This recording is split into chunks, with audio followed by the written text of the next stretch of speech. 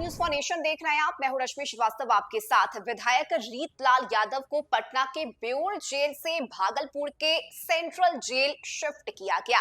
हालांकि ये सवाल उठ रहे थे कि आखिर ये कदम क्यों उठाया गया है जेल प्रशासन की तरफ से, और अब इसमें बड़ी बात सामने आई है। दरअसल अंदर खाने से जो खबर सामने आ रही है उसके मुताबिक जेल में अनंत सिंह और रीतलाल यादव की सुबह शाम मुलाकात हो रही थी और इसी मुलाकात की वजह से यह कदम उठाया गया है।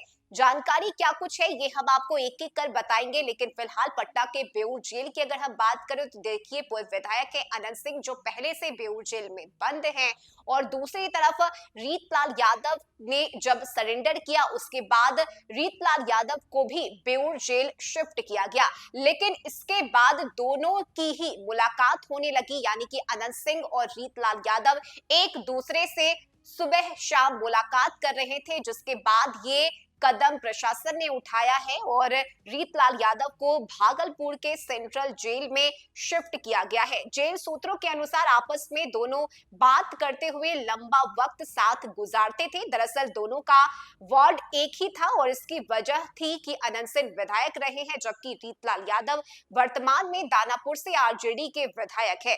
माननीय होने की वजह से जेल मैनुअल के तहत इन्हें एक ही वार्ड में रखा गया था और अब दोनों को अलग अलग कर दिया गया है। अनंत सिंह बेउर जेल में ही है, लेकिन रीतलाल को भागलपुर जेल से शिफ्ट कर दिया गया है। बेउर जेल में रीतलाल यादव के कई लोग पहले से अलग अलग आपराधिक मामलों में बंद हैं। बिल्डर से 50 लाख की रंगदारी मांगने के मामले में दर्ज हुए केस के बाद दानापुर के विधायक ने 17 अप्रैल को कोर्ट में सरेंडर कर दिया था। इसके बाद उन्हें बेउर जेल भेजा गया था और तब से वे वहीं थे। सूत्रों के अनुसार जेल के अंदर लगातार वो अपने लोगों से मिल रहे थे और इस बात की भनक पटना पुलिस को लग गई। पुलिस को इस बात का डर सताने लगा कि रीतलाल जेल में बैठकर अपने लोगों के जरिए कोई बड़ी आपराधिक वारदात ना करवा दे, और पुलिस को उनके गैंग के एक्टिव होने का डर सताने लगा। विधायक का अपने लोगों के साथ कनेक्शन तोड़ने के लिए जेल से मिले इनपुट के आधार पर जिला प्रशासन ने रिपोर्ट तैयार किया और उसे जेल डेवलपमेंट में भेज दिया गया। रिपोर्ट में रीतलाल यादव को पटना से भागलपुर जेल में शिफ्ट करने की सिफारिश की गई। डिपार्टमेंट ने इस बात को मान लिया और आदेश भी जारी कर दिया।